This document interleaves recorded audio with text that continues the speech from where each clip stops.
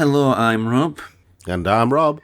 And welcome to Impossible Mission. Today we're talking about something which, on the face of it, might sound a bit sort of pretentious, a bit sort of behind the curtain. And the word you use is aesthetics. This is following on from something that we were discussing on a recent edition of the sister show of this, Monthly Games Marmalade. Essentially, it's just that the episode title is Aesthetics, Art Design versus Photorealism. The first bite is with the eye. As with food, so with video games. First bite is with the eye. The first thing that you see with a video game is the trailer or something like that. And you think, okay, I really want to play that game, but do you want to play it because of the way it looks or because the action's got you excited? Usually it's the way it looks that gets people going, isn't it? Well, yes, mostly. But the reason why I think this is an interesting talking point, a relevant talking point, is because the next generation has launched, so the PlayStation 5 and the Xbox Series X are out now. And the next generation's usually, the big thing about that is the graphics. I don't think that's the case this time, but we've got episodes talking about that in the past. Yeah. So it gets to the point, photorealism has a limit. Yeah. Yes, it does. And we're seeing a rise of games where art direction are much more important. But for me, honestly, I don't think photorealism is all it's made out to be. Well, it's as we've said in other episodes, and I know it's slightly repeating myself here. Your eye can only handle so much information. Your brain can only process so much information. So I don't think it's about that. Well, I mean, I know people talk about resolution and graphical fidelity and frames per second and stuff like that, but after a certain point, it becomes irrelevant, doesn't it? Oh, yeah, I mean, there is that aspect to it. Obviously, there's the human's capabilities to take in information. Obviously, that's a part of it, but I don't think that's the most immediate thing. The most immediate thing for me is going back to that idea of what a game looks like. How much variation can you get when all you're trying to do is imitate reality? Because once you imitate reality and you've got to a certain point of technology and a capability of being able to put what looks like a real person into a video game, there's only one way people look. Discounting raid, creed, place in the world, nationality, skin colour, all that sort of stuff. But people kind of all look the same, so once that breakthrough's been made, there's no room for sort of variation. You can't have different interpretations of photorealism. Photorealism is photorealism. It's one thing. There's no wiggle room on it. So what I'm basically saying here is, once games essentially attain this mystical idea of being photoreal, everything will look exactly the same. Yeah, I kind of get what you mean. And when you say everything will look exactly the same, right? I'm not exaggerating either. I'm being literal. No. But this is the thing. When you say everything will look exactly the same, I hate to say it, but it's going it. In a very real sense, that will be the case. It will generally be a Caucasian protagonist of some sort. Well, that's changing, but most of that is changing. But generally, it'll be a Caucasian protagonist of some sort. They will have a fighter's build of some sort, so that they can handle any action that comes along. They will have it's one of the reasons why I'm looking forward to Watch Dogs Legion. Is the fact that you got different characters who can become part of the Legion, and they'll come in different sizes, shapes, colours. The character models are garbage, though, but yeah, that's fair. But, Watch Dogs Legion is one of the rare games where you have multiple characters of multiple ethnicities and multiple body shapes. And why can't you have a video game, a photorealistic video game, where, it's basically an unfortunate fat guy who gets pushed into matters beyond his control. It happens in films. Why can't it happen in video games? No, I mean, the thing that isn't really discussed about photorealism is when you're basically creating a game which looks like real life, you're basically saying, I can't do this sort of thing anymore. You can't make certain types of scene, you can't make certain topics of game. And some of the things which happen in horror, some of the grotesque gore, fair enough, it's in horror movies. But horror movies and games are very much different. A horror movie is a passive activity. Gore gore game is active. You're actively causing this gore, so it'll kickstart a load of new arguments about censorship in video games. Let's take like a disaster zone game. If a disaster zone game is photorealism, is that supremely bad taste? Probably yes. So, it being realistic, you basically set video games up to be like the same sort of questions asked about it as anything else would. Yeah, but I mean, there's also the aspect of creativity when you get down to when you get down to it. That's going back to that. That's going back to what we're saying, though, isn't it? Once you get photorealism, it's all like, identical. Well, kind of, yeah. I mean, you can still be creative with photorealism, but the problem is that generally with video games, what you see, what we've seen so far, and I'm not going to judge the future of video game photorealism, but what we've seen so far is thinking pressed right up against the outside of the box. You know, wanting to be inside the box but not. That's how designers have been with photorealism. So they may give a character some stubble or maybe a broken nose here and there. Maybe they're missing half an ear, but that's the limit of it. You know, you won't actually go any further than that in terms of creating a character, in terms of creating a lead character or a supporting character or something like that in a video game. They will always be of a specific mold, and they'll always look a certain way, right? But then you've got it's the difference between say impressionism and portraiture. Okay, when artists were doing portraiture, when they had people sitting in front of them, and I think any still life art class across any country will actually demonstrate this in its entirety. You can have a person sitting in front of you in the NUD, as they usually do in still life art classes, and you'll have a group of people, drawing that character, but what you'll see from each person is a different approach to drawing that person. Some will be impressionistic, some will go for abstraction, and each person will have a different approach to that particular character. And that's where the creativity comes in. And I think that's what's missing from the design elements of a lot of these video game studios, where they go solely for photorealism. But to return to that point, I honestly don't believe there's that much photorealism. Well, not genuine. Not like, I mean, gamers try to look more authentic. Yeah, they try to be a bit more realistic. Yeah, but realism, like proper photorealism, beside things in a person's face, like bags under their eyes, grey hairs in the beard with Kratos or something like that, it's rare. Yeah, but I mean, that's what I mean when I was talking about creativity. But at the end of the day, if you want photorealism, just hire some actors and video it. Yeah, that is starting again, though, isn't it? Those games are basically actors that you tell. The FMV thing is, I thought the FMV craze had died a death. Yeah, there was Her Story was one, Erica is another. Was it Man of Medan was another one? No, that's proper graphics, that one. Is that proper graphics? But Her Story was like the big sort of, hang on, they're still doing this stuff. And it got a lot of Game of the Year awards, that one too. Yeah, and I was surprised because all I can remember from FMVs are things like The Seventh Guest and Phantasmagoria and Night Trap, the dreaded Night Trap. Yeah, but it was like through filters and filters and filters there, so it looked like it was shot on grace rather than a camera. Yeah.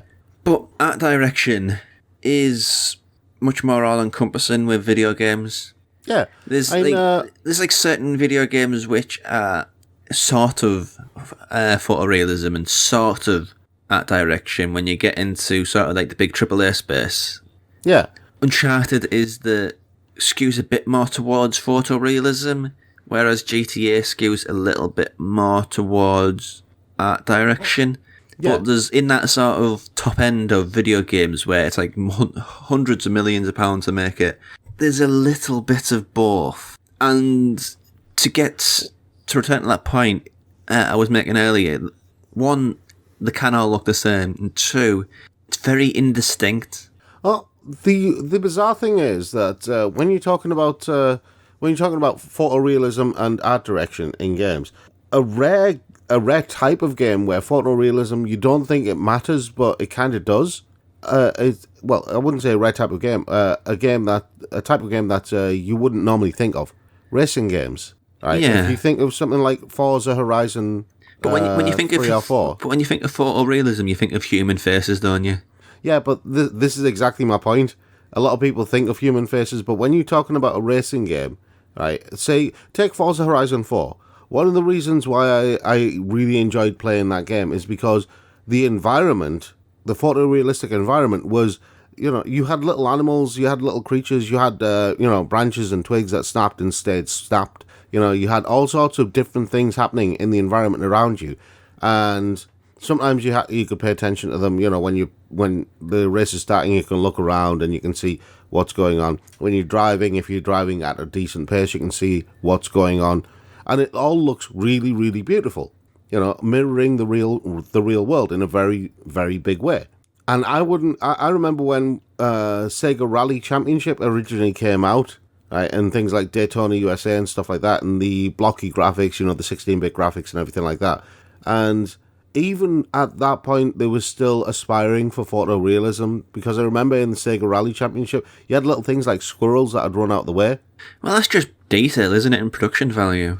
Yeah, detail and production value, but erring on the side of photorealism, even with 16-bit graphics, trying to aim for something that mirrored real life. With sports games, I think that's okay, though. Yeah. With sports games, I think it's okay. I think with games like FIFA and that, obviously you buy them because you want to play as your favourite players. Yeah, but the thing about games like FIFA is the photorealism only extends as long as they really care to. Yeah. You can play as, I don't know, Real Madrid, and all the players look exactly like they're supposed to. You play as Wycombe Wanderers. Yeah. And nobody looks like anybody. Yeah. So, on one hand, it's, oh my god, that looks so much like Player X. Don't follow football as much as they used to.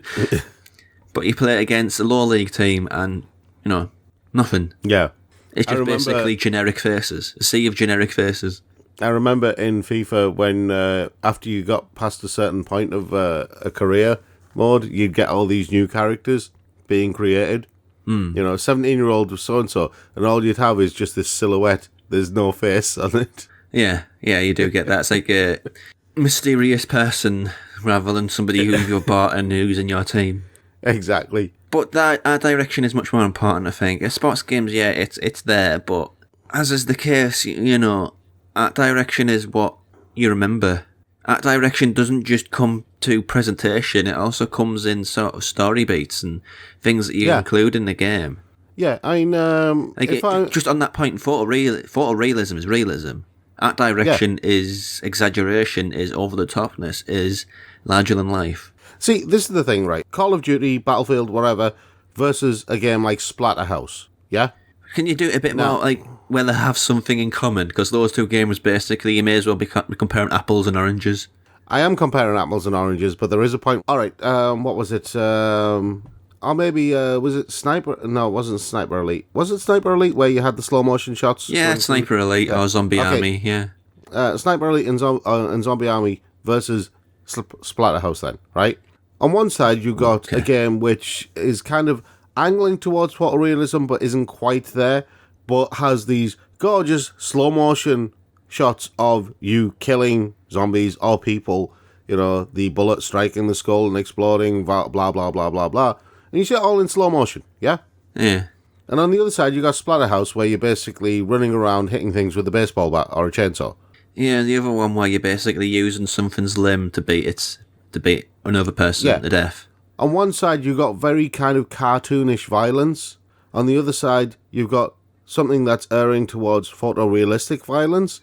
Yeah. And do you know what? One of them I can live with. One of them I can only play it for so long before I start getting really uncomfortable. Yeah, it's going back to that thing I was talking about earlier with the certain things you can and can't do when you're going for photorealism. I wouldn't describe this game as photorealistic in the way it looks, but in the way it plays, yeah. But Manhunt was controversial for all of the right reasons. Most famously, you could kill somebody with a plastic bag. I'm not using footage for this, by the way. I refuse to use footage for Manhunt.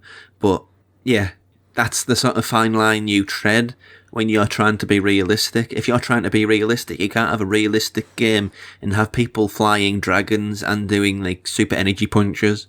Yeah, it just don't work. But then again, Final Fantasy games are aiming towards photorealism these days, which Well, is more photorealistic, not photorealism. well, photorealistic, yeah. But it's a very stylistic photorealism, isn't it? Yeah, well, it's not in a time that we can relate to, is it? It's not a time we can relate to, and I've noticed that. I mean, I think Conan O'Brien said it best about Final Fantasy 15. Everyone looks like they're in a K-pop band. Yeah. So that's a kind of reality. Not ours, but it's a kind of reality. It's some weird reality which we've not been invited to. Yeah, but indie games are sort of the elephant in the room because that's where I think art direction is at its most diverse. Yeah, and I think that when you get games like Unfinished Swan, right, where the world is revealed through ink, Yeah. it's a very simplistic kind of graphical style, but the approach was something else, wasn't it? Yeah, I mean, go on even more basic than that. Take 16-bit graphics, which are always referred to as 8-bit incorrectly. Yeah. Now, they're doing way more with that than they ever could before. Yeah. It's way more expressive, there's way more imagination, whereas before, 16-bit and 8-bit graphics was sort of a technological problem. They couldn't do anything better, so that's what you had to have. Yeah.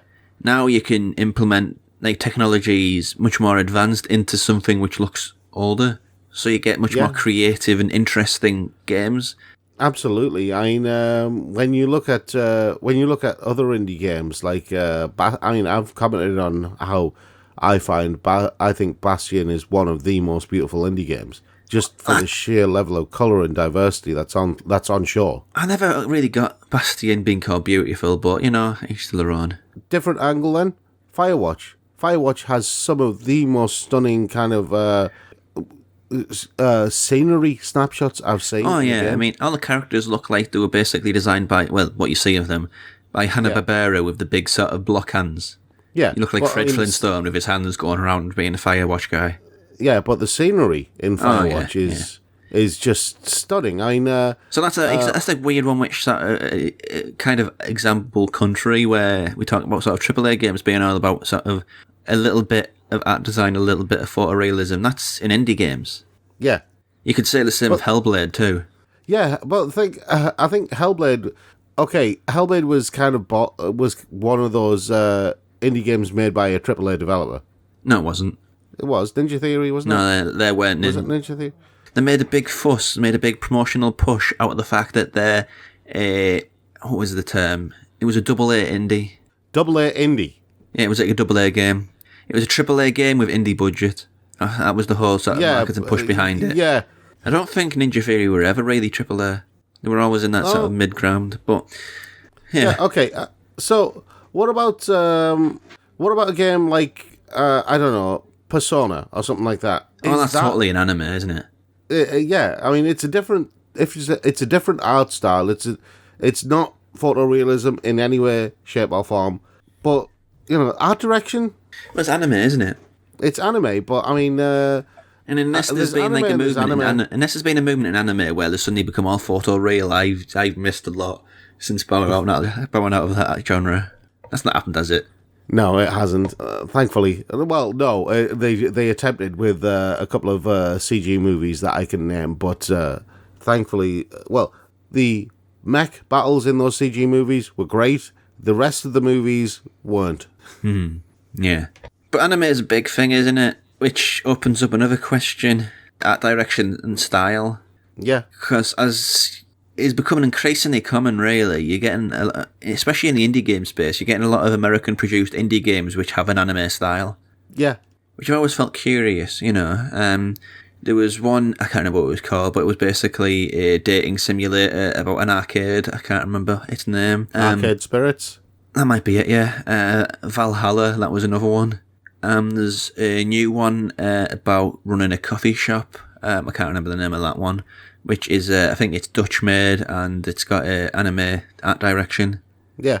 And you see the anime style a lot in indie games, and you see a lot of anime-centric games on the PlayStation has a lot of them, and they basically kept the Vita alive for a long time.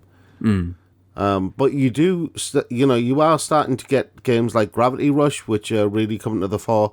They've got an anime type styling, but I wouldn't say it was anime specifically. And to go with Nier more than Gravity Rush. Gravity Rush didn't really get the success it deserved. Yeah. Well, Nier and Nier Automata are very anime-esque games. I wouldn't say that they were anime-type games specifically, but I think because they're basically taking their cues from anime in general, they're anime-esque more than anything else. Here's an interesting conundrum that I just thought up, and it's probably wrong because I've just rushed it out. But have you noticed how Western games tend to be a bit more real, and Eastern tend to be a bit more unreal? Actually, that's true. That is very, very true. It's not really a conundrum. I think one of the reasons for that is, well, I think it has to do with when it comes to stories and stuff like that. Over in the East, they're not afraid to borrow things from other countries, right? Whereas I think we in the West are a bit more reserved about doing things like that. Yeah. Does that make sense? Well, it makes sense entirely, because if you look at movies, the amount of blatant rip-offs from China and Japan in the 70s and 80s, it's blatantly obvious that they weren't really interested in being tasteful about where they take things from. Yeah, but I mean, if you take your average fantasy game, right? Your average fantasy game from any console at any point, right? Just pick any The Witcher, right? The Witcher is a great example, right? So in The Witcher, it's kind of medievalish time, just maybe post-medieval time. Middle Ages. Yeah, Middle Ages. You got castles, you got cobbled streets. Everyone's riding horses, maybe horse and cart. People wearing armor, wielding swords, yada yada yada. Right. So if you go across to the east, you think, okay, fantasy game from the east should be, Eastern-style castles and Eastern-style streets and Eastern-style costumes. Well, what do? You get medieval castles, medieval cobbled streets, people riding horses, wielding swords. So basically, the only difference between The Witcher and, say, this something like Dragon Quest is the art style. Yeah. In terms of the actual setting, the only difference is the art style. You won't get a Western developer going, I'm going to make an Eastern game. With the exception of Ghost of Tsushima, but yeah. With the exception of Ghost of Tsushima and maybe Nioh. Nioh's Japanese produced. It's Team Ninja, isn't it? So that was Sucker Punch, yeah. I think they're in Seattle. Yeah, but they did have a lot of Japanese input to make that game. Well, if they did or if they didn't, either are. But the point is, yeah, they're doing something which is completely different, I guess. We don't tap into, say, Japanese folklore or Korean folklore or Chinese folklore to make games here in the West, whereas over in Japan and China and Korea, they'll happily tap into Western folklore to make games. They'll happily tap into Western history and Western environments and stuff like that to make games. We don't. Yeah, I want to wrap this up with a question though. Yeah. If you had to pick a game that had your favourite use of art direction, what is it? Also, a game which has the best use of photorealism, what is it? Now you're asking. See, art direction and photorealism, if I was going to pick one that kind of combined both... Well, I'll allow it, but you still need to pick a second one of the other. I will, but kind of art direction and photorealism, one that kind of combined both was Bioshock Infinite. I don't see the photorealism. I don't see the photorealism there. There is a degree of photorealism in there in terms of the actual environments, the physics, that sort of thing. But the art direction, would you agree the art direction was there? Yeah, it's kind of cartoony, isn't it? Big eyes and flying chicken men with guns. Yeah, I've got that game wrong. But it'll do. Photorealism. Oh, come back to me on the photorealism one. Art direction for me, it's a weird one really, because there's so many different ways you can approach it. I really like the cartoon aesthetic of a lot of games. This thing which has become really prominent over the last couple of years, hand-painted stuff. Cuphead. There's never been a game like Cuphead. Cuphead is stunning for all of the right reasons. That is pure aesthetic, pure art design. But I'm not going to pick that. I'm going to pick Okami. Oh, good call. Because Okami is a Japanese 14th century watercolour. Yeah. And that's way pretentious, like incredibly pretentious to even like say what it is.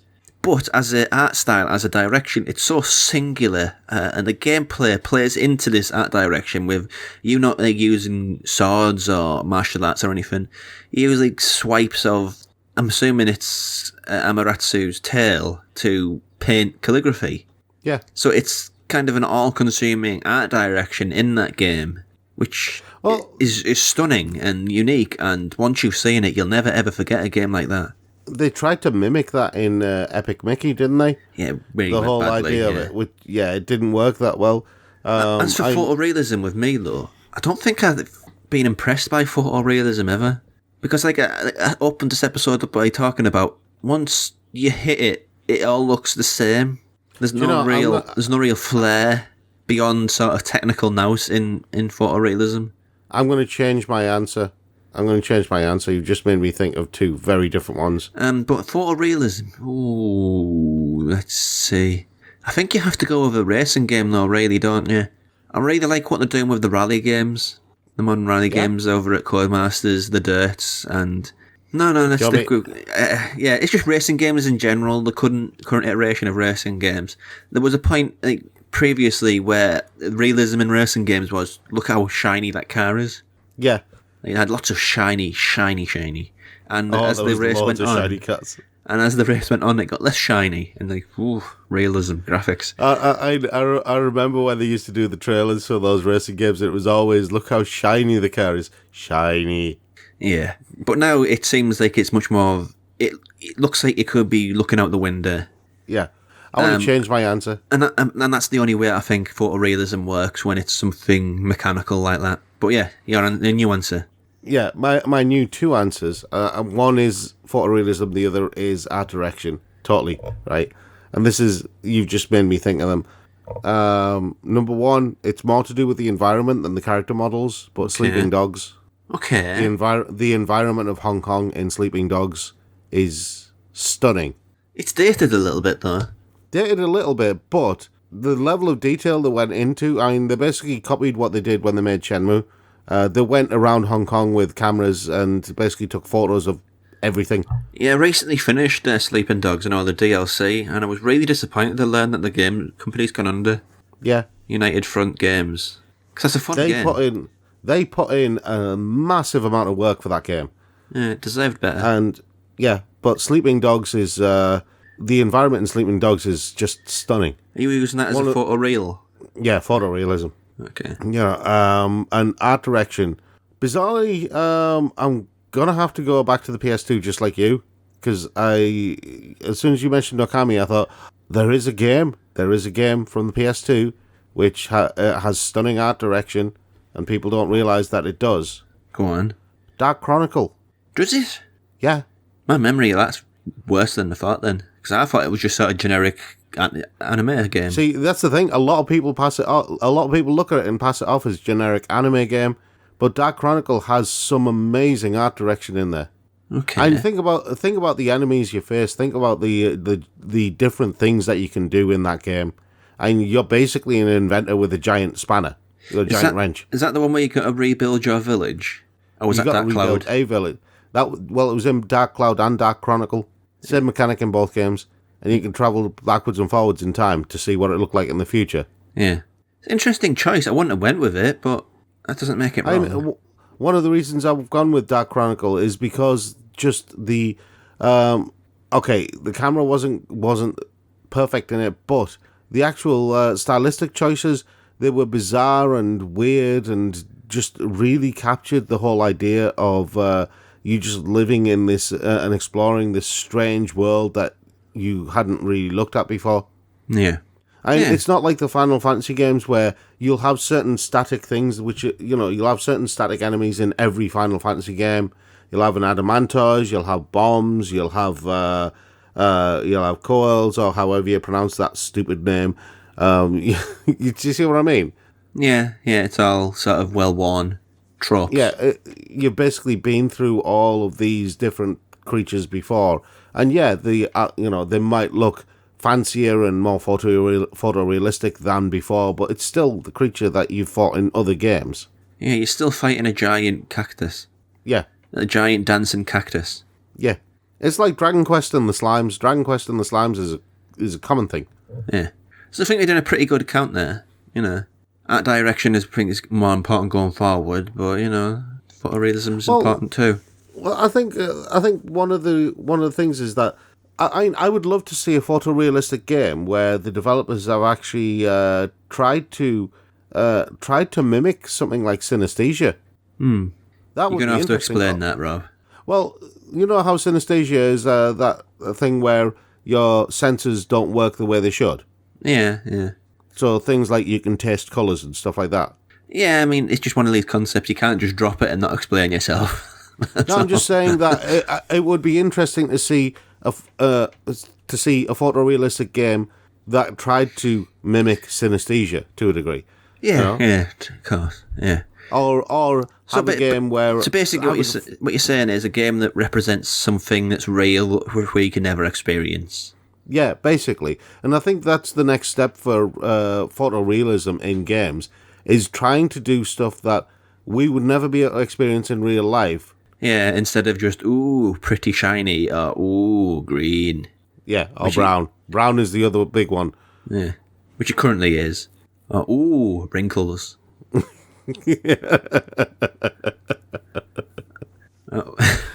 Ooh, slowly realising that you're getting older.